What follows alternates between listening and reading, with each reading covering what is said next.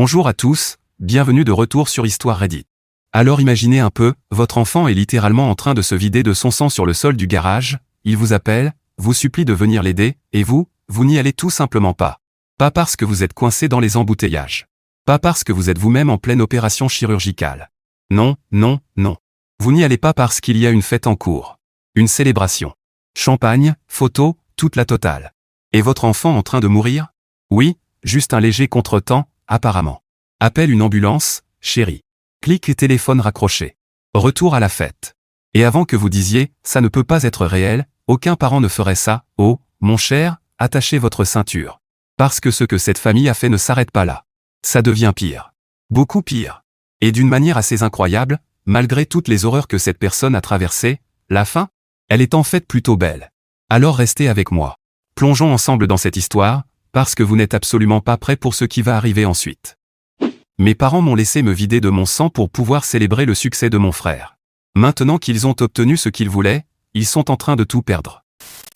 Je m'appelle David, j'ai 32 ans, et je dirige un petit atelier de réparation de motos personnalisées. Enfin, je le dirigeais, en tout cas. On y reviendra plus tard. Grandir à Bristol, dans le Tennessee, c'était un putain d'enfer. Pas à cause de la ville, mais à cause de ma famille. Voyez-vous, j'ai un petit frère, Adler. Il a 3 ans de moins que moi.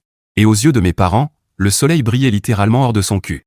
Notre maison était essentiellement consacrée au « show Adler », 24 heures sur 24, 7 jours sur 7.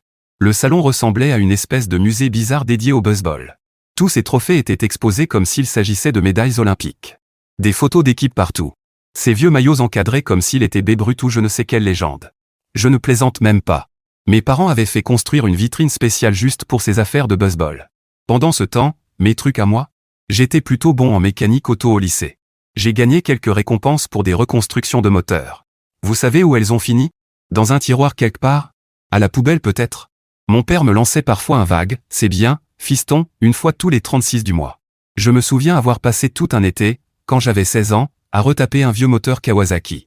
J'avais économisé pendant des mois en travaillant à la station-service pour acheter toutes les pièces.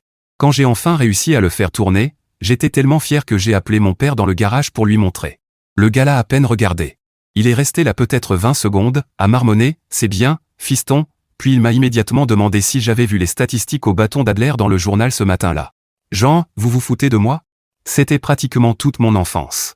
Ma mère passait des heures à préparer les plats préférés d'Adler avant ses matchs. Il faut que ma star ait toute son énergie. Mais quand j'avais un salon de moto, prends quelque chose dans le frigo, David. Mon père quittait le travail plus tôt pour absolument tous les matchs d'Adler. Mais il était soi-disant trop occupé au bureau pour venir me voir gagner la 2e place à une compétition régionale de moto customisée. Au bout d'un moment, j'ai même arrêté de leur parler de mes concours. À quoi bon? Et bordel, tout l'argent qu'ils dépensaient pour Adler. Des coachs privés, du matériel hors de prix, des équipes itinérantes qui parcouraient tout l'État. Des milliers et des milliers de dollars. Pendant ce temps-là, moi, je bossais 2 emplois au lycée juste pour pouvoir m'acheter des outils et des pièces pour mes motos. Je n'ai jamais vu un centime de mes parents pour mes projets. Le pire, c'est que je ne détestais même pas Adler pour ça. Ce n'était pas un mauvais gamin, honnêtement. Juste pourri gâté et complètement inconscient de l'injustice de la situation. Parfois, je le surprenais à avoir l'air mal à l'aise quand mes parents le couvraient d'éloges juste après avoir ignoré quelque chose que je disais, mais il ne disait jamais rien. Pourquoi l'aurait-il fait? Le gosse vivait le rêve. Quand j'ai eu 18 ans, j'ai compris qu'il fallait absolument que je me casse de là avant de devenir fou. J'avais économisé chaque centime possible, et j'ai réussi à louer ce petit garage à environ 13 km de chez mes parents. Suffisamment près pour qu'ils puissent me joindre s'ils avaient un jour envie d'essayer, mais assez loin pour que je n'ai plus à assister au culte quotidien d'Adler. J'ai construit cet atelier de réparation de motos à partir de rien. Aucune aide de papa et maman, aucun prêt avantageux, aucune relation familiale. Juste moi, à me tuer à la tâche 16 heures par jour, dormant sur un vieux lit de camp dégueulasse au fond de l'atelier pendant la première année jusqu'à pouvoir me payer un vrai appartement. C'était incroyablement dur, mais j'étais bon dans ce que je faisais. Le bouche à oreille a commencé à circuler, je réparais et modifiais les motos mieux que les concessions, pour la moitié du prix. Cet atelier est devenu toute ma vie. Mon chien Max traînait avec moi toute la journée, dormant au soleil près de la porte pendant que je travaillais. Là-bas, j'avais enfin l'impression d'avoir de la valeur, vous voyez? Comme si j'étais quelqu'un. Et puis il y avait cette fille, Mia. Elle a emménagé à côté il y a environ 2 ans et a ouvert un adorable petit café. La première fois qu'elle est venue m'apporter un café, bienvenue dans le quartier, j'ai failli lâcher la clé à molette que j'avais dans la main. Elle était magnifique, intelligente, drôle, complètement hors de ma ligue. Mais pour une raison quelconque, Elle semblait vraiment aimer traîner avec moi et parler moto et moteur. Je vais pas mentir, j'avais ces papillons ridicules dans le ventre chaque fois qu'elle passait. Mais je restais amical et professionnel. Juste des relations normales de voisins. Après tout, pourquoi quelqu'un comme elle s'intéresserait à un gars couvert de graisse comme moi? Ma famille m'avait clairement fait comprendre que je ne valais pas grand-chose, alors je me disais qu'elle pensait sûrement la même chose. Tout allait plutôt bien. Les affaires marchaient. J'avais mon chien, mon atelier, et au moins Mia semblait apprécier discuter avec moi de temps en temps. Je pensais peut-être que ma vie était enfin sur la bonne voie. Puis est arrivé ce jour, il y a 2 ans, qui m'a ouvert les yeux sur la place exacte que j'occupais dans ma famille. C'était un mardi. Je travaillais sur cette magnifique Ducati qu'un riche type de Nashville m'avait confiée pour des modifications personnalisées. Il voulait toutes sortes d'améliorations compliquées qui étaient franchement pénibles à réaliser, mais il payait une fortune, donc je ne me plaignais pas. Max était à sa place habituelle près de la porte, en train de ronfler comme le gros paresseux qu'il est. J'avais assez d'essais à fond sur mes vieilles enceintes pourries. J'utilisais mon découpeur plasma pour modifier le cadre. J'avais déjà fait exactement ce genre de travail une centaine de fois. Rien de compliqué. Mais cette fois, putain, je ne sais toujours pas exactement ce qui s'est passé. Peut-être que le métal avait un défaut. Peut-être que je n'étais pas assez concentré. Tout ce que je sais, c'est qu'une seconde j'étais focalisé sur une découpe propre, et la suivante, il y a eu cet horrible bruit de métal qui se déchire. Une pluie d'étincelles. Puis le découpeur plasma a violemment ripé. La lame a traversé ma jambe droite juste au-dessus du genou. Je me souviens avoir vu le métal devenir rouge incandescent au moment où il a traversé ma chair, et l'odeur, putain, cette odeur de ma propre chair brûlée. J'ai hurlé si fort que Max s'est levé d'un bond en aboyant comme s'il allait se battre contre tout ce qui m'avait fait du mal. Le sang a commencé à jaillir immédiatement. Pas juste couler, non, il giclait littéralement à chaque battement de mon cœur. Je suis tombé en arrière et je me suis cogné la tête contre le sol en béton, ce qui n'a évidemment rien arrangé. La douleur? Je ne peux même pas la décrire. Comme si quelqu'un avait plongé ma jambe dans un four avant de la tordre dans tous les sens. Je m'étais déjà cassé des os, coupé avec des pièces de moteur, brûlé sur des pots d'échappement, mais ça, c'était un tout autre niveau. Putain, à l'aide. Quelqu'un, aidez-moi. J'ai crié. Mais mon atelier est assez isolé. Personne ne pouvait m'entendre avec la musique à fond. Mes mains tremblaient tellement que j'arrivais à peine à attraper mon téléphone. Le sang formait rapidement une flaque sous moi, s'étalant sur le sol de l'atelier comme si j'avais renversé un pot de peinture. Je sentais mon cœur battre à toute vitesse et cette sensation froide et moite envahir tout mon corps. Avec mes doigts couverts de sang qui glissaient sur l'écran, j'ai finalement réussi à appeler ma mère. Quand elle a décroché, j'étais à bout de souffle, incapable de parler correctement. Maman, ai-je réussi à articuler? Je suis gravement blessé. Le découpeur, ma jambe, il y a tellement de sang. J'ai besoin d'aide tout de suite. Sa réponse a été complètement détachée, comme si je l'appelais pour demander ce qu'il y avait au dîner. David, chéri, on est un peu occupé par quelque chose d'important là. Tu peux appeler une ambulance? Je n'arrivais pas à croire ce que j'entendais.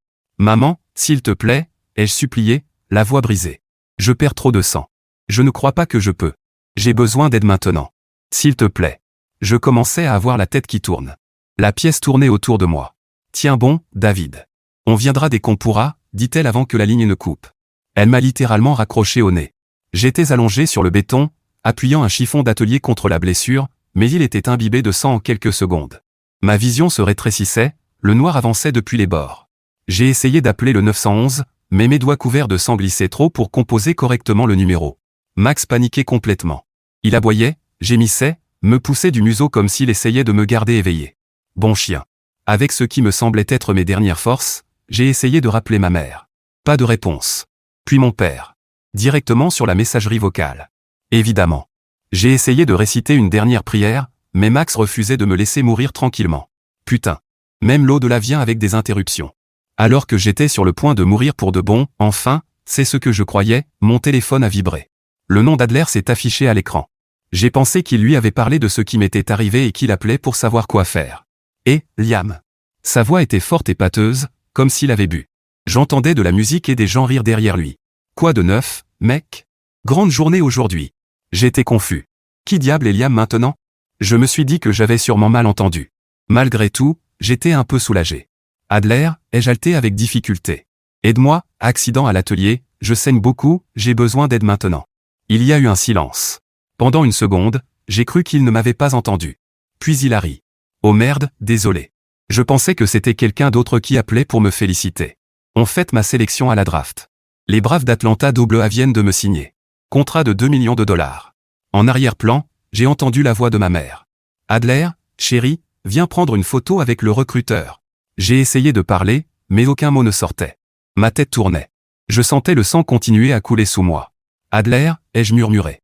Mais il avait déjà raccroché. Puis j'ai entendu la voix de mon père résonner derrière. C'est mon garçon. Joueur professionnel de baseball. J'ai toujours su que tu l'avais en toi.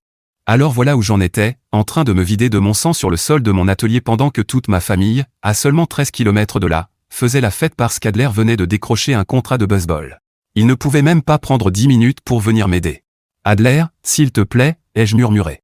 Mais il avait déjà raccroché. Ma vision disparaissait rapidement maintenant. La douleur semblait lointaine, remplacée par cette étrange sensation d'engourdissement flottant. Pas bon signe. Je connaissais suffisamment les blessures pour comprendre que j'étais en état de choc. Probablement en train de mourir. Cette fois, pour de vrai. Les aboiements de Max ont soudain changé, devenant plus frénétiques. À travers ma conscience qui s'effaçait, j'ai entendu la porte de l'atelier s'ouvrir violemment. David, je t'ai apporté du café, oh mon Dieu. David. La voix de Mia. Puis son visage est apparu au-dessus de moi. Une terreur totale dans ses yeux. Je n'aimais pas qu'elle me voie comme ça. J'avais toujours essayé de jouer le type fort et solide devant elle. David, reste avec moi. Ne ferme pas les yeux. Elle était déjà au téléphone, hurlant au 911. J'ai besoin d'une ambulance immédiatement. Lacération grave, saignement artériel, le patient perd connaissance. Elle a arraché sa ceinture et l'a serrée autour de ma cuisse comme un garrot. La douleur m'a ramené à la conscience pendant une seconde. Mia, ai-je marmonné. Ne parle pas. Garde tes forces. Ses mains étaient couvertes de mon sang, mais elle n'a pas hésité une seule seconde. L'ambulance arrive. Reste avec moi, David. S'il te plaît, reste avec moi. Je voulais lui dire que je n'avais pas besoin d'ambulance. J'étais déjà sauvé. Là, dans ses bras. Si c'était comme ça que tout devait se terminer, au moins j'avais la plus belle vue possible. La dernière chose dont je me souviens avant de perdre connaissance, c'était ses yeux remplis de larmes et sa voix répétant mon prénom encore et encore. J'ai appris plus tard que Max avait aboyé sans arrêt tellement longtemps que Mia était venue voir ce qui n'allait pas. Si elle n'était pas arrivée à ce moment-là, je ne serais pas en train d'écrire ceci aujourd'hui. Le médecin m'a dit qu'il me restait environ 5 minutes avant de me vider complètement de mon sang. Je me suis réveillé au son régulier des moniteurs de l'hôpital et avec cette étrange odeur antiseptique que tous les hôpitaux semblent avoir. Ma jambe me brûlait atrocement, mais au moins j'étais vivant. Mia dormait sur la chaise à côté de mon lit, ses vêtements encore tachés de mon sang. En la regardant là, même avec les cheveux en bataille et les cernes sous les yeux, j'ai réalisé à quel point j'avais eu de la chance qu'elle me trouve. Le médecin est revenu quelques heures plus tard, l'air très sérieux avec son dossier à la main. Vous avez eu énormément de chance d'être en vie. Si votre voisine ne vous avait pas trouvé à ce moment-là, vous vous seriez vidé de votre sang en 5 minutes supplémentaires. Il s'est raclé la gorge et a pris cette expression que les médecins ont juste avant d'annoncer une mauvaise nouvelle. La mauvaise nouvelle, c'est que les dégâts à votre jambe sont très importants. Le découpeur plasma a sectionné votre artère fémorale et causé des dommages considérables aux nerfs et aux muscles. Nous avons réussi à sauver la jambe, mais il s'est interrompu, cherchant visiblement une manière plus douce de dire la suite. Vous aurez besoin de plusieurs opérations, et il y a de fortes chances que vous ne retrouviez jamais l'usage complet de votre jambe. Avec ce type de blessure. Il hésita encore. Il est probable que vous ne puissiez plus rester debout pendant de longues périodes. Ce qui veut dire que je ne pourrai plus travailler sur des motos, ai-je terminé à sa place. Les mots avaient le poids de pierre dans ma bouche. Toute ma vie. Mon entreprise. Mon identité. Tout ce que j'avais construit pour moi-même venait de disparaître en un seul instant d'inattention. J'essayais de comprendre ce que cela signifiait. Qu'est-ce que j'étais censé faire maintenant? Mia s'est réveillée à ce moment-là et est immédiatement venue à mon chevet, prenant ma main dans la sienne. J'ai eu tellement peur, murmura-t-elle. Il y avait tellement de sang, et tu étais si pâle. J'ai cru que j'allais te perdre. J'ai essayé de sourire pour elle. Merci de m'avoir sauvé la vie. Elle serra ma main. Tes parents sont venus? J'ai essayé d'appeler le numéro indiqué dans tes contacts d'urgence. Mes parents. Je me suis contenté de secouer la tête. J'étais trop épuisé pour expliquer toute cette situation complètement foirée. Puis, comme si c'était parfaitement programmé, mon téléphone s'est mis à sonner. C'était mon père. Pendant une fraction de seconde, j'ai cru qu'ils en avaient peut-être enfin quelque chose à faire de moi et qu'ils appelaient pour prendre de mes nouvelles. Papa? J'ai répondu, me détestant encore d'espérer. Sa voix est arrivée dans le combiné. Pas inquiète. Pas émue. Juste froide et pratique. David, ta mère et moi avons besoin d'emprunter 25 000 $ pour l'équipement d'Adler et ses frais de déménagement pour sa nouvelle équipe. D'accord, pause une seconde, c'est encore moi. Franchement, j'ai dû m'arrêter quand j'ai entendu cette partie. Genre, littéralement faire une pause. David venait tout juste de subir une opération d'urgence. Il avait failli mourir moins de 24 heures plus tôt. Il se réveille dans un lit d'hôpital, la jambe détruite, sa carrière probablement terminée, les factures médicales déjà en train de s'accumuler. Et le premier appel qu'il reçoit de son père, le tout premier contact, après qu'ils aient ignoré tous ses appels pendant qu'il se vidait de son sang, c'est pour lui demander 25 000 $ pour les frais de déménagement d'Adler. Pas de « Comment vas-tu » Pas de « On est tellement désolé de ne pas avoir été là ». Pas de « On a entendu ce qui s'est passé et on arrive ». Juste les affaires. Froid, direct, efficace. Et je crois que ce qui m'a le plus frappé, c'est ce que David dit ensuite. Il explique que pendant 5 ans, il leur envoyait 1 000 $ par mois. Il pensait les aider à payer l'hypothèque.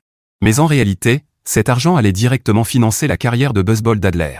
Donc cet homme, qui n'a jamais été une priorité, jamais célébré, jamais même vraiment reconnu, finançait discrètement le rêve de l'enfant préféré pendant un demi-siècle, enfin, pendant une demi-décennie. Par loyauté. Par amour. Avec l'espoir qu'en contribuant suffisamment, il finirait peut-être par avoir sa place dans sa propre famille. Et le premier appel de son père alors qu'il est allongé dans un lit d'hôpital ? Encore de l'argent pour Adler. Ce n'est pas juste de l'insensibilité. C'est un schéma de comportement. Et des schémas comme ça n'apparaissent pas par hasard. Ils se construisent quand quelqu'un a entendu, encore et encore, que sa seule valeur réside dans ce qu'il peut apporter aux autres. Ce jour-là, David l'a enfin entendu clairement. Sans ambiguïté possible. Sans place pour l'interprétation. Bon, retour à l'auteur du post. J'ai eu l'impression de recevoir un coup de poing en plein ventre. Pas de « Comment vas-tu » Pas de « On a entendu que tu étais blessé ». Non. Directement l'argent pour Adler. Encore. Je suis à l'hôpital, ai-je dit lentement, la voix tremblante parce que j'essayais de ne pas complètement perdre les pédales. J'ai failli mourir hier. Où étiez-vous quand je vous ai appelé en suppliant qu'on m'aide ? Il y eut un silence gêné avant que mon père réponde d'un ton méprisant. Arrête d'être aussi dramatique, David.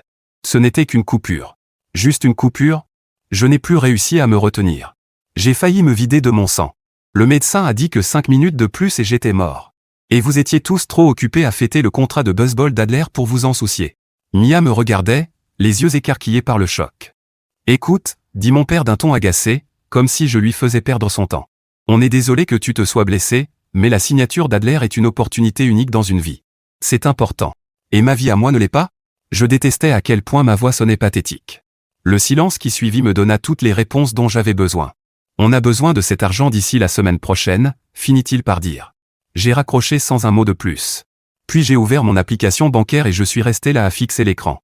Pendant 5 ans, j'avais envoyé 1 000 $ par mois à mes parents pour les aider financièrement. Je pensais sincèrement que c'était la bonne chose à faire. Ils disaient avoir du mal avec l'hypothèque. Maintenant, je savais où allait vraiment cet argent, directement dans la carrière de baseball d'Adler. En quelques clics, j'ai annulé le virement automatique. Terminé. 5 ans à leur donner l'argent durement gagné par mon travail, et ils n'avaient même pas été capables de venir m'aider quand j'étais en train de mourir. Mia s'est rassise, complètement choquée. David, je n'ai pas pu m'empêcher d'entendre. Tes parents ne sont vraiment pas venus quand tu les as appelés ? Avant que je te trouve ? Alors je lui ai tout raconté. Le fait d'avoir grandi comme le fils oublié. Mon appel de la veille, ignoré pendant qu'ils célébraient Adler. Les années à leur envoyer de l'argent qu'ils détournaient simplement vers leur fils préféré. Quand j'ai terminé, elle avait l'air d'avoir envie de frapper quelque chose. Ça, ce n'est pas une famille, dit-elle d'une voix tremblante. Ce n'est pas comme ça que des parents sont censés agir. C'est complètement horrible. Elle est restée avec moi pendant toute cette première semaine à l'hôpital. Chaque jour, elle m'apportait de la vraie nourriture parce que celle de l'hôpital était infecte, m'aidait à comprendre cette foutue télécommande de télévision, et parlait avec moi de choses normales pour m'empêcher de sombrer. Personne n'avait jamais fait ça pour moi auparavant. Puis j'ai reçu un message d'Adler. Et frérot, j'ai entendu que tu t'étais blessé. C'est nul. Au fait, t'as dit à maman et papa que tu ne voulais plus aider pour mes dépenses ? Pas cool, mec. La famille est de la famille. Je n'ai même pas pris la peine de répondre. Le lendemain, ma mère a laissé un message vocal. David, chéri, je sais que tu es contrarié, mais c'est la grande chance d'Adler. On a vraiment besoin de cet argent. Rappelle-nous. Mia était là quand j'ai écouté le message. Elle a pris mon téléphone et l'a supprimé. Tu n'as pas besoin de cette négativité maintenant, dit-elle. Puis elle m'a surpris en prenant ma main. Tu sais quoi ? Je vais être ta famille maintenant. Moi et Max. Quelque chose dans la façon dont elle l'a dit m'a serré la poitrine d'une manière complètement différente de la douleur de ma jambe. Quand elle me regardait, ce n'était pas avec de la pitié. C'était autre chose. Quelque chose que je n'avais pas l'habitude de voir diriger vers moi. Les médecins m'ont annoncé que j'aurais besoin d'au moins 2 autres opérations et de plusieurs mois de rééducation. Les factures médicales s'accumulaient déjà, et ma mutuelle minable ne couvrait qu'environ la moitié des frais. J'étais face à des dettes qui me prendraient des années à rembourser, tout ça alors que je ne pouvais plus travailler. Mon atelier restait vide, et je devais toujours payer le loyer. Je suis foutu, ai-je dit à Mia un soir, quand toute la réalité de la situation m'a frappé de plein fouet. Je ne peux plus travailler. Je ne peux plus payer mes factures. Je ne peux pas garder mon atelier. Tout ce que j'ai construit a disparu. Elle a serré ma main. On trouvera une solution. Je ne vais nulle part. Cette nuit-là, après son départ, je suis resté allongé dans ce lit d'hôpital à penser au fait que mes parents n'avaient même pas été capables de parcourir 13 kilomètres pour me sauver la vie. Mais Mia, que je connaissais depuis moins de 2 ans, était à mes côtés tous les jours. Il y a la famille dans laquelle on est. Et il y a la famille qu'on choisit. Et parfois, la famille qu'on trouve vaut infiniment plus que celle dans laquelle on est né. Quand l'infirmière est entrée pour vérifier mes constantes, elle a remarqué que j'étais encore réveillé. « Vous devriez vous reposer », dit-elle. « Votre petite amie pourra revenir demain. » Je ne l'ai pas corrigé à propos de Mia. Pour la première fois depuis l'accident, je me suis endormi avec quelque chose qui ressemblait presque à de l'espoir. Les mois suivants ont été un véritable cauchemar. Se remettre d'une blessure comme la mienne n'est pas seulement douloureux, c'est humiliant. Je suis passé du type capable de reconstruire un moteur de moto entier à quelqu'un qui avait besoin d'aide pour aller aux toilettes. 3 opérations en 2 mois. La première pour réparer davantage les dégâts à ma jambe. La deuxième pour traiter une infection apparue entre-temps. La troisième pour tenter de réparer une partie des dommages nerveux. Chaque fois qu'on me conduisait au bloc opératoire, je me demandais si ce serait enfin celle qui me réparerait. Et chaque fois que je me réveillais, les médecins avaient ce même regard prudent. Le médecin avait eu raison. Je ne pourrais plus jamais rester debout assez longtemps pour travailler sur des motos comme avant. 8 ou 10 heures sur mes pieds. Travailler sous des motos, m'accroupir, soulever des pièces lourdes, ça n'arriverait plus jamais. Mon atelier restait vide. Et je devais toujours payer le loyer, ce qui vidait les maigres économies qu'il me restait. Les factures médicales étaient monstrueuses. Même avec l'assurance, je me retrouvais avec plus de 80 000 $ de frais. Mon assurance santé ne couvrait peut-être que la moitié des opérations, et encore, seulement après des heures passées au téléphone à me battre avec eux. Mia était la seule chose qui m'empêchait de complètement perdre la tête. Elle me conduisait à mes rendez-vous, m'aidait avec mes exercices de rééducation et restait tard le soir juste pour parler de choses normales afin de me distraire. Son café marchait plutôt bien, alors elle a commencé à m'apporter le dîner quand elle a compris, à juste titre, que je sautais des repas pour économiser de l'argent. Un soir, alors qu'elle m'aidait à remonter dans mon appartement après une séance de thérapie, ma jambe était encore dans une attelle et j'utilisais toujours des béquilles, j'ai enfin eu le courage de lui demander pourquoi elle faisait tout ça. Je n'arrivais pas à savoir si elle avait un faible pour moi ou si j'étais juste une sorte de projet de pitié pour loser solitaire. Parce que je tiens à toi, idiot, dit-elle comme si c'était la chose la plus évidente du monde. Puis elle s'est penchée et m'a embrassé. Ce n'était pas un moment parfait digne d'un film. J'étais sale et trempé de sueur après la rééducation, je sentais probablement l'hôpital, et j'essayais de garder l'équilibre maladroitement sur mes béquilles. Mais pour la première fois depuis l'accident, j'ai eu l'impression que ma vie n'était peut-être pas complètement terminée. J'ai eu un crush sur toi depuis le jour où j'ai emménagé à côté, admit-elle en rougissant légèrement. Je continuais de t'apporter du café en espérant que tu m'invites à sortir. Je croyais juste que tu étais gentille, répondis-je en me sentant comme le plus gros idiot de la planète. Elle éclata de rire. Je n'apporte pas du café à tous les voisins, David. Logique. 2 semaines plus tard, elle emménageait dans mon appartement. Ça s'est fait naturellement. Elle passait déjà la plupart de ses nuits chez moi pour m'aider. Elle disait que c'était simplement plus pratique comme ça, mais je voyais bien qu'il y avait autre chose derrière. Ça aurait dû être bizarre de passer de voisin à colocataire, puis à, peu importe ce que nous étions devenus. Mais ça ne l'était pas. Ça semblait juste. Pendant tout ce temps, est-ce que ma famille a déjà appelé pour prendre de mes nouvelles? Je vous laisse deviner. Le seul contact que j'ai eu, c'était ma mère qui m'envoyait des messages pour me demander si j'avais reconsidéré l'idée d'aider Adler financièrement. Après ça, j'ai bloqué son numéro. Je commençais à paniquer à propos de l'argent. Mes économies étaient presque épuisées. Les factures s'empilaient et je ne pouvais pas travailler. Je n'avais aucune idée de ce que j'allais faire. Toute mon identité reposait sur le fait d'être mécanicien moto. À quoi d'autre étais-je qualifié? Qu'est-ce que je vais faire, Mia? Demandai-je un soir en fixant le plafond. Je ne peux plus retourner à mon ancien travail. Je suis complètement inutile maintenant. Elle s'est redressée sur un coude pour me regarder. Tu n'es pas inutile. Tu es juste différent maintenant. Tu connais toujours les motos mieux que n'importe qui dans cette ville. J'ai soufflé d'un air sarcastique. Ça me fait une belle jambe si je ne peux plus travailler dessus. Alors ne travaille plus dessus, répondit-elle. Apprends aux autres à le faire. Je l'ai regardée comme si elle était folle. Qui voudrait apprendre avec moi? Tu plaisantes? Ce gamin, Jamie, traînait toujours autour de ton atelier à poser des questions. Commence avec lui. Jamie était ce jeune de 19 ans qui rôdait autour de mon garage depuis des mois avant l'accident, toujours à poser des questions sur les motos. Super agaçant, mais sincère. Le lendemain, je l'ai appelé. Tu veux apprendre à reconstruire un carburateur? Il est arrivé à mon appartement 1 heure plus tard avec l'air de quelqu'un à qui on venait d'offrir $1 million. Je lui ai enseigné depuis ma table de cuisine, avec des schémas et de petites pièces de moteur sur lesquelles je pouvais travailler en restant assis. Ce n'était pas sophistiqué, mais le gamin adorait ça. Je lui faisais payer 20 $ par séance. Ce n'était pas énorme, mais c'était déjà ça. Jamie en a parlé à ses amis. Rapidement, j'ai eu 3 élèves. Puis 5. J'ai déplacé les cours dans mon garage, où je pouvais au moins utiliser de vrais outils. Ça ne rapportait toujours pas beaucoup, mais c'était suffisant pour payer les mensualités minimales de mes factures médicales et garder les lumières allumées. Mia regardait tout ça avec cet air satisfait de « Je te l'avais bien dit. Tu es un bon prof », dit-elle un soir. Tu as déjà pensé à rendre ça officiel ? Genre une vraie école professionnelle ? J'en ai ri, mais l'idée est restée dans un coin de ma tête. Ma jambe, en revanche, ne s'améliorait pas vraiment. Les médecins disaient que j'aurais probablement toujours mal, que je boiterais toute ma vie et que je devrais toujours limiter le temps passé debout. Certains jours étaient meilleurs que d'autres. Mais je commençais à accepter que c'était désormais ma nouvelle normalité. 4 mois après l'accident, j'étais enfin suffisamment remis pour retourner à mon atelier. Pas pour travailler comme avant, ça n'arriverait plus jamais, mais pour tenter sérieusement cette nouvelle activité d'enseignement. J'avais installé un petit espace de classe avec des chaises pliantes et un tableau blanc. L'atelier était toujours entièrement équipé, mais désormais, c'était l'endroit où mes élèves apprenaient en pratique. Ma petite école comptait alors 6 élèves réguliers, surtout des gars de la fin de l'adolescence ou du début de la vingtaine qui voulaient apprendre la réparation de motos sans avoir les moyens de payer une vraie école technique.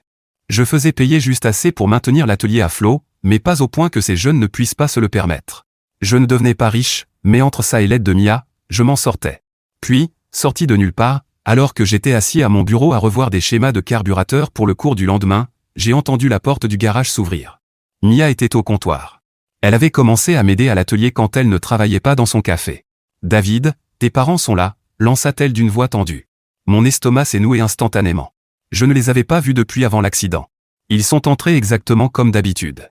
Aucun des deux n'a même regardé mon attelle ou la canne que j'utilisais désormais pour me déplacer. « David », dit mon père en allant droit au but comme toujours. « Nous devons te parler de quelque chose d'important. » J'ai attendu, sans leur proposer de s'asseoir. Pourquoi je l'aurais fait ? Adler a des problèmes avec son équipe, intervint ma mère en ajustant son sac à main de luxe sur son épaule. Il y avait des clauses dans le contrat qu'on n'avait pas anticipées, et il doit racheter une partie de son accord. C'est une question juridique. Mon père hocha gravement la tête. Ça va coûter environ 450 000 $ pour régler cette situation. Nous avons étudié toutes les options, et la seule solution, c'est que tu vendes cet endroit. D'accord, attendez une seconde ici. Ses parents lui demandent de vendre le garage. Pour payer les problèmes de contrat d'Adler. Sa mère a même dit, et j'ai besoin que vous entendiez bien ça, ce garage reste juste là sans servir pendant que tu récupères. Reste juste là. Comme si ce n'était pas la seule chose qui le maintenait en vie émotionnellement et financièrement. Comme si ce n'était pas la version reconstruite de tout ce qu'il n'avait jamais soutenu chez lui. Mais voilà la vérité inconfortable, ses parents ne sont pas devenus cruels ce jour-là. Ils ont simplement fini par ne plus pouvoir le cacher. Chaque chose qu'ils ont faite pendant cette visite au garage, le sentiment de droit, le mépris, la façon dont ils traitaient l'entreprise de David comme une simple ressource à exploiter, c'était déjà eux depuis le début. L'accident ne les a pas changés. Il a juste supprimé la distance qui rendait leur comportement plus facile à ignorer. Et honnêtement, cette visite a probablement été la meilleure chose qui soit arrivée à David. Parce qu'après ça, il ne restait plus aucune illusion. Plus aucun espoir. Plus d'eux, peut-être qu'ils finiront par changer. Parfois, la fermeture d'un chapitre ne vient pas avec des excuses. Parfois, elle arrive quand quelqu'un vous montre enfin, clairement et sans le moindre doute, exactement qui il est réellement. Bon, retour à l'auteur du post. Je les ai simplement regardés, incapable de savoir si je devais rire ou hurler. Vous voulez que je vende mon entreprise pour sortir Adler d'un problème de contrat ? Cet atelier reste simplement là pendant que tu récupères, dit ma mère en faisant un geste autour d'elle, comme si toute ma source de revenus n'était qu'un tas de vieux objets inutiles que j'accumulais. Si tu le vends maintenant, on pourra utiliser l'argent pour aider Adler, et il en restera suffisamment pour que tu puisses recommencer quelque chose de nouveau quand tu iras mieux. Je n'arrivais pas à croire ce que j'entendais. Après tout ça, après m'avoir laissé mourir, ils avaient le culot de me demander de vendre mon entreprise pour Adler ? Attendez une seconde, dis-je lentement en essayant de garder une voix calme. Vous voulez que je vende l'entreprise que j'ai construite à partir de rien ? L'entreprise que je peux encore faire fonctionner malgré ma blessure ? Pour qu'Adler puisse sortir d'un contrat qu'il a signé sans le lire ? Mon père fronça les sourcils. Ne sois pas égoïste, David. On parle de l'avenir de ton frère. Et arrête de faire comme si c'était une vraie entreprise. Quoi ? Apprendre à des gamins à visser des boulons ? Ce n'est pas une entreprise. J'ai failli tomber de ma chaise. Égoïste ? Moi ? Avant même que je puisse répondre, Mia s'est avancée depuis le comptoir, les yeux brûlants de colère. Égoïste ? Vous êtes sérieux là ? Mes parents l'ont regardé comme s'ils venaient seulement de remarquer son existence. David a failli mourir, dit-elle d'une voix tremblante de rage. Il vous a appelé en suppliant qu'on l'aide pendant qu'il se vidait de son sang sur le sol, et vous l'avez ignoré. Vous étiez trop occupé à célébrer Adler pour vous en soucier. Il a subi 3 opérations. Il ne se remettra peut-être jamais complètement. Et aucun de vous n'est venu le voir. Pas une seule fois. Et maintenant, vous avez le culot de débarquer ici pour lui demander d'abandonner tout ce qu'il a construit juste pour sortir Adler d'un nouveau problème? La pièce est devenue silencieuse d'un coup, mais les paroles de Mia sont restées suspendues dans l'air comme une gifle. Ma mère avait l'air offensée. Et vous êtes qui, exactement? C'est une affaire de famille. Ne vous en mêlez pas. Non, la coupe est jeu. Mia est ma famille. Elle est plus une famille pour moi que vous ne l'avez jamais été. J'ai pointé la porte du doigt. Sortez. Et ne revenez jamais. Le visage de mon père est devenu rouge. Espèce d'ingrat. Dehors. Ai-je crié en me levant malgré la douleur atroce dans ma jambe. Ils sont partis, mon père claquant la porte si fort que les fenêtres ont tremblé. Mia est venue à mes côtés pendant que je me laissais retomber sur ma chaise, la jambe me lançant horriblement. Je suis désolée, dit-elle en prenant ma main. Je n'aurais peut-être pas dû intervenir. J'ai serré sa main. Non. Tu as dit exactement ce qu'il fallait dire. Cette nuit-là, je n'ai pas dormi. Pas parce que je me sentais coupable de ce qui s'était passé, ce n'était pas le cas, mais parce que j'étais encore choqué qu'ils aient eu le culot de me demander de vendre mon atelier après tout ce qu'ils avaient fait, et surtout après tout ce qu'ils n'avaient pas fait quand j'avais eu besoin d'eux. Le lendemain matin, j'ai pris une décision. Je suis allé à la banque et j'ai retiré mes parents de ma liste de contacts d'urgence. J'ai appelé mon avocat et je lui ai demandé de rédiger un testament laissant tout à Mia. J'ai même appelé l'hôpital pour m'assurer qu'ils savaient que mes parents ne devaient recevoir aucune information sur moi si quelque chose m'arrivait encore. Je coupais tous les liens. Une semaine plus tard, Mia et moi étions en train de ranger l'atelier après les cours de la journée quand elle a soudain déclaré. Je pense qu'on devrait officialiser tout ça. Officialiser quoi? Demandai-je. Elle fit un geste autour d'elle. Ça. L'école. On devrait vraiment l'enregistrer officiellement comme école professionnelle. Obtenir une certification. Faire les choses correctement. Je l'ai regardée comme si elle était folle. Ça coûterait une fortune. Les papiers, les licences, l'équipement à moderniser. Et alors, répondit-elle avec un sourire. Mon café marche très bien. J'ai des économies. On pourrait être partenaire. Partenaire d'affaires? Demandai-je. Elle s'est approchée et m'a embrassé sur la joue. Ça aussi. 2 semaines plus tard, nous déposions les papiers pour créer le Somers Motorcycle Technical Institute. Un nom très sophistiqué pour ce qui n'était au départ qu'un gars enseignant la mécanique moto dans son ancien garage, mais Mia insistait pour que ça ait l'air professionnel. Vous savez ce qui est drôle? Toute ma vie, j'avais essayé d'attirer l'attention de mes parents. J'avais voulu qu'ils soient fiers de moi. Et maintenant que je construisais enfin quelque chose de bien, quelque chose qui avait réellement une chance de fonctionner, je n'en avais plus rien à faire qu'ils le sachent ou non. Leur opinion ne comptait plus. Ce soir-là, pendant que Mia et moi fêtions ça avec des plats à emporter, mon téléphone vibra. C'était un message d'Adler. Le premier depuis son fameux « La famille est de la famille ». Maman et papa paniquent. Ils risquent de perdre la maison à cause de mon problème de contrat. Tu peux aider. Je suis resté longtemps à fixer l'écran, repensant à toutes ces années pendant lesquelles j'avais supporté leurs conneries, et à la façon dont ils essayaient encore de retourner la situation. Malgré tout ça, ils avaient encore le culot de me demander de l'aide et d'essayer de me faire culpabiliser. J'ai tapé « Tu es mon frère », mais aucun d'entre vous ne s'est comporté comme une famille quand j'étais en train de me vider de mon sang sur le sol. J'ai une vraie famille maintenant. Bonne chance pour ta carrière de baseball. Puis j'ai bloqué son numéro lui aussi. Mia a passé ses bras autour de moi par derrière. Ça va? J'ai hoché la tête. Oui. En fait, je crois que oui. Je me sentais enfin totalement en paix avec ma décision. Ils avaient fait leur choix il y a longtemps. Maintenant, je faisais le mien. Récemment, j'ai appris par un ancien ami du lycée que mes parents avaient fini par perdre la maison malgré tout. Ils n'ont pas réussi à continuer de payer l'hypothèque après avoir dépensé tout ce qu'ils avaient pour racheter le contrat d'Adler. Apparemment, ils ont déménagé dans un petit appartement à la périphérie de la ville. Mon père a dû sortir de sa retraite pour prendre un emploi dans une quincaillerie locale. Ma mère a commencé à travailler à temps partiel dans un grand magasin. Le karma est une sacrée salope, j'imagine. Chaque fois que je commence à éprouver un peu de compassion pour eux, je revois mon propre sang s'étaler autour de moi pendant qu'ils faisaient sauter le champagne pour Adler, et ce sentiment disparaît très rapidement. Quant à Adler, sa carrière de baseball s'est effondrée de façon spectaculaire. Après tout cet argent dépensé pour régler ses problèmes de contrat, il s'est présenté à l'entraînement complètement hors de forme et avec une énorme attitude de diva. L'équipe lui a donné plusieurs avertissements avant de finalement le virer après seulement une saison. La dernière fois que j'ai entendu parler de lui, il travaillait comme assistant entraîneur dans un lycée d'une petite ville, en parlant encore de ça, presque carrière professionnelle. L'enfant roi a finalement dû faire face à la réalité. Il n'était pas spécial. Juste pour y gâter. Parfois, je me demande s'il a fini par réaliser tout ce que nos parents avaient sacrifié pour lui, et à quel point il se fichait complètement de moi. Et oui, ça fait maintenant 3 ans que tout ça est arrivé. Mia et moi nous sommes mariés au printemps dernier lors d'une petite cérémonie avec seulement nos amis et sa famille. Notre école de mécanique moto possède désormais sa certification officielle et une liste d'attente de 2 mois. Nous envisageons même d'ouvrir un second établissement. Ma jambe me fait toujours souffrir, et je boiterai probablement toute ma vie, mais j'ai appris à vivre avec. Certaines nuits, je me réveille encore couvert de sueur froide, avec des douleurs fantômes qui traversent ma jambe et les souvenirs de cette journée toujours aussi présents. Mais Mia est toujours là, me serrant contre elle jusqu'à ce que je me rendorme. Mon ancienne famille m'a peut-être laissé mourir, mais ma nouvelle famille me donne une raison de vivre. Et pour moi, c'est largement suffisant. Alors, qu'auriez-vous fait à ma place? Vous les auriez coupés de votre vie comme je l'ai fait? Vous auriez essayé de pardonner? Je suis curieux de savoir ce que les autres en pensent. Parfois, je me demande encore si j'ai pris la bonne décision. Mais ensuite, je regarde tout ce que j'ai construit à partir des cendres de cette journée. Et je me dis que peut-être, juste peut-être, c'était la seule décision que je pouvais prendre. Eddie, merci pour tous vos commentaires et votre soutien. Pour ceux qui demandent, oui, Max va toujours très bien. Il devient vieux et paresseux, mais il reste le meilleur chien d'atelier qui soit. Alors ma famille YouTube, voici mon avis sur cette histoire. D'abord, David. Franchement. Ce gars a passé toute son enfance à être invisible dans sa propre maison.